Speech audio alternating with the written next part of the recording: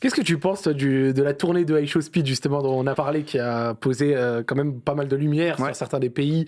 Il a fait beaucoup de pays, beaucoup de circuits, des choses très bien, des choses qui sont un peu moins bien passées, mais globalement des choses qui ont aussi ouvert les yeux à beaucoup de monde. Ouais. Qu'est-ce que t'en as pensé toi? Je pense que High Show Speed au début, c'est devenu très gros, très rapidement. C'est-à-dire que tu vois, le délire où il aboie sur CS7, ça quête un petit peu à le rencontrer et tout. Je pense qu'au début, je m'identifiais pas trop à ce qu'il faisait, la vérité, mais je vois que ça générait énormément de commentaires et d'engouement. Et en fait, tout au long de ces tours, je kiffais, tu vois, parce qu'en vrai, il nous amenait en immersion dans un pays où on pensait que c'était jamais vraiment possible de faire ce genre de choses-là, jusqu'à qu'il annonce qu'ils veulent faire un tour d'Afrique.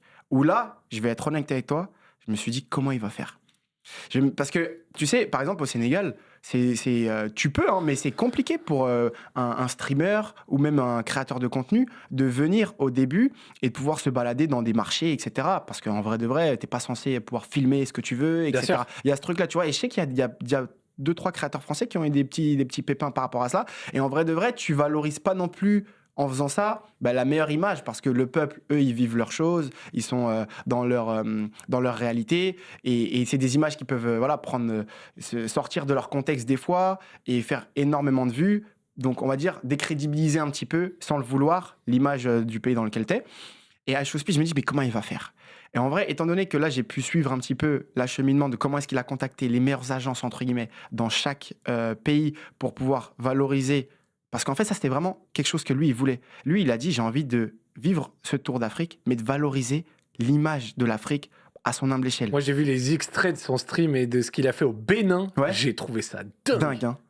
C'est dingue. Ah, le Bénin, je me doutais pas. Mais est-ce que t'as revu un petit peu le Sénégal ou pas? J'ai pas vu les images du Sénégal. T'as pas vu encore? J'ai pas vu du tout. Ok. J'ai vu les images traînées du Bénin. Ouais, c'est vraiment ça qui a été marquant. Je pense que même en vrai de vrai, ce qui ressort de ça, c'est que, moi, ce que j'aime bien, et là où je suis fier, c'est qu'il y a plein de petites agences ou d'entrepreneurs, tu vois, qui ont essayé de pouvoir valoriser eux aussi un maximum chaque pays. Genre, chacun était le défenseur de son pays, tu vois. Par exemple, Momo Diallo, lui, il avait tout fait en sorte avec son collègue pour essayer de valoriser et donner la meilleure image du Sénégal. Au Bénin, ils ont fait pareil. Et en vrai de vrai, ça a mis une claque au monde entier. Au monde entier et plus particulièrement aux États-Unis. Tu vois? Ça, c'était au Sénégal. Et en fait, la chance, tu sais que de base, c'est moi qui dois le recevoir. Hein. Ah ouais? De base, je dois le recevoir et j'avais un happening de fou, frérot. Et pourquoi finalement ça s'est pas fait? Parce qu'en fait, c'était le jour de la parade. Le jour de la parade pour aller au palais avec l'équipe nationale. Mais il en a bénéficié aussi parce que là, tout l'engouement qu'il y a, forcément, là, dans cette rue-là, c'est par rapport à son influence. Mais à un moment, il arrive sur la corniche, là où il fait de la lutte contre Regreg, le champion du monde de MMA. Et là, je pense qu'il y a plus de 50-70 000 personnes qui sont derrière. Dans les rues? Dans les rues, en fait. Mais par rapport à l'influence que va porter, en fait, le tour du bus, tu vois.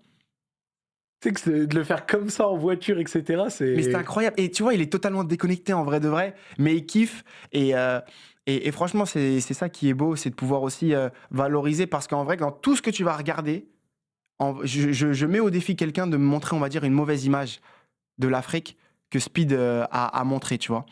Donc, il y a vraiment un gros travail de ces équipes qui ont été faites pour montrer et pour valoriser. Je sais qu'il y a eu 2-3 trucs dans certains pays où ça s'est moins bien passé. Ouais. J'ai vu au Libéria, je crois que ça a été... Libéria. Je crois que Libéria, je crois qu'en Égypte aussi, il y avait certains moments où ça s'est pas très bien passé. Et même je crois peut-être en Algérie, il y a un moment dans un stade. En Algérie, à la fin, il a pris de la part de certains ultras des bouteilles, tu vois, parce que sinon tout le reste du stream en Algérie, où genre quand il va dans les petites rues d'Alger, etc., c'était impressionnant. Il y avait même un endroit où ça faisait des saltos, etc. C'était beau. Mais oui, il y a eu des bouteilles, etc. Tu vois. Au Maroc, c'était impressionnant à voir. Même surtout quand il arrive au stade, tu vois. Et moi, au Bénin, je t'ai dit, je trouvais ça fou. Au Botswana, au début, c'était fou aussi. Et là, ça s'est terminé au Ghana, je crois.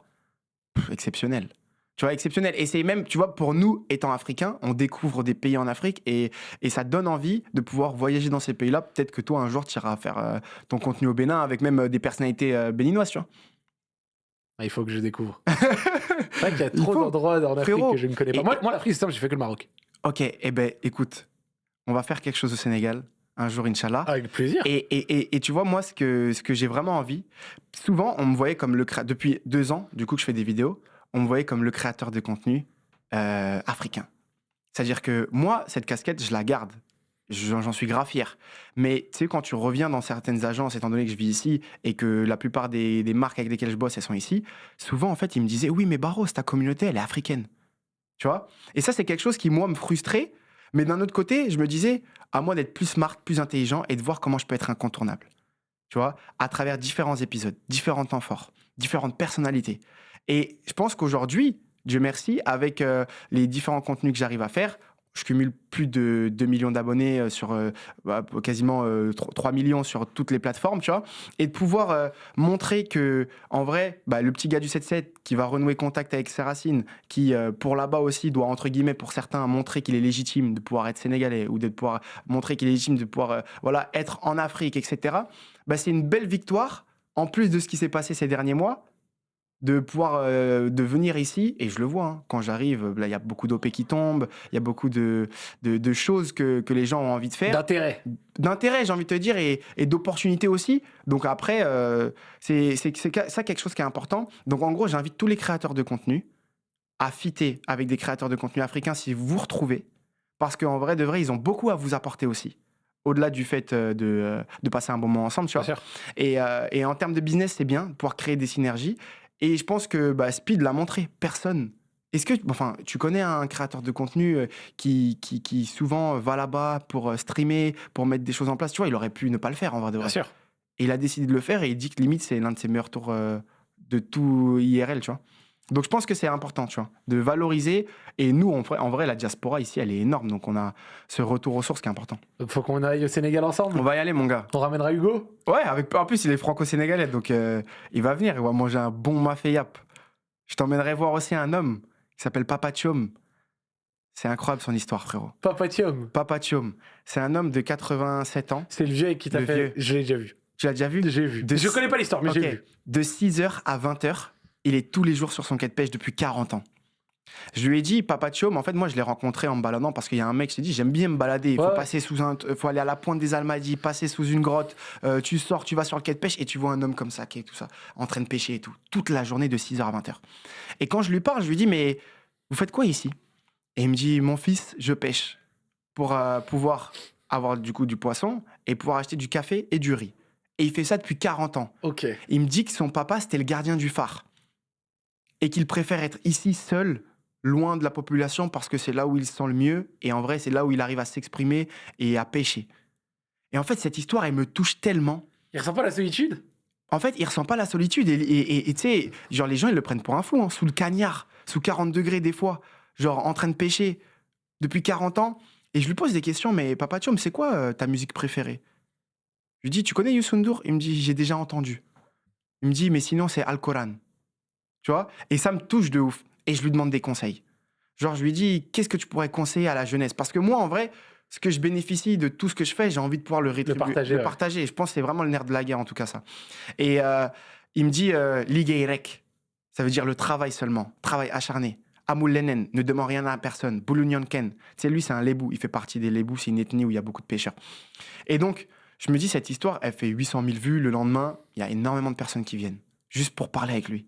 Mais genre, ils viennent pas le déranger, tu vois. Ils sont hyper respectueux et tout. Et lui, il est en mode, waouh.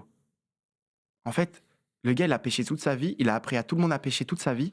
Et en fait, j'ai vu quasiment, je crois, il y a une vidéo, elle fait 4000 commentaires. Et il y a quasiment 1000 commentaires, j'ai envie de te dire, qui disent que ouais, ce mec-là, il est exceptionnel.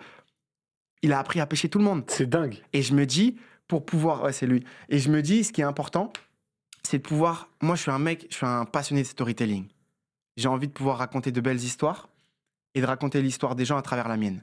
Donc, au final, ce que je fais, c'est que je reviens le voir et je ramène Regrug. Je sais pas si tu suis Regrug, qui c'est le champion du monde. Ce que tu m'as dit tout à champion l'heure. du monde MMA One Championship poids lourd.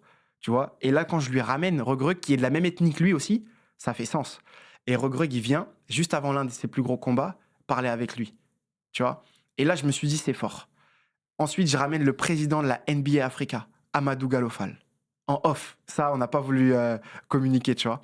Mais tout ce qui en ressort, c'est que des fois, tu peux croiser quelqu'un pendant toute ta vie, tu sais, aller, je sais pas moi, dans ta routine, tu vois. Tu passes devant peut-être un centre domicile fixe, tu passes devant quelqu'un qui n'a pas forcément les moyens dans sa routine, au Henout. Mais en vrai, tu demandes pas réellement comment il va, c'est quoi son histoire, c'est quoi son background. Et c'est ce qui en est ressorti avec Papa Thiom. Et aujourd'hui, quand je vais au Sénégal, mon voyage commence en lui disant bonjour et se termine quand je lui dis au revoir. Vraiment. C'est l'entrée C'est l'entrée et la sortie. Tu vois? Et ce qui est ouf, c'est que là, j'ai fait un format, un contenu qui sortira peut-être bientôt avec Omar Sy. Tu vois? Et le prochain rendez-vous qu'on s'est donné, c'était avec ce monsieur. Pour te dire à quel point c'est important aussi pour des personnalités. Et ça lui fait plaisir à ce monsieur? Ben, ça lui fait plaisir parce que déjà, les gens, ils viennent ne pas le déranger. Ils sont fiers de lui aussi par rapport à l'élocution, à ce qu'il dit, ce qu'il représente. Et en vrai, il définit aussi bien ce qu'est la teranga, une terre d'accueil, quelqu'un qui peut aider, venir dans le besoin, qui se satisfait aussi de ce qu'il a, qui n'a pas besoin d'énormément de choses, tu vois. Donc, ouais, lui, il est content, tu vois. Et aujourd'hui, quand je le vois, aussi, il m'a jamais rien demandé financièrement. C'est pour ça que ça m'a vraiment touché. C'est que tout ce qu'il me donnait, les 2-3 premières rencontres, il m'a rien demandé. Il m'a jamais rien demandé. C'est toujours moi qui, voilà, lui, tu vois, essaye de pouvoir l'aider comme je peux. Des fois, je me rappelle, je recevais des collabs de Puma, des marques qui me passaient des choses. Et moi, j'allais et je lui donnais. Tu vois, des fois, il a ça. Ben, ça, c'est le maillot de la NBA Africa. C'est le président qui lui a donné. Tu vois, des petites choses comme ça. Genre, je lui ramène des bottes, je lui ramène des petits équipements que j'ai. Et en fait, c'est ça, en fait. C'est cette notion de partage, tu vois. Et tu penses, il pêche combien par jour?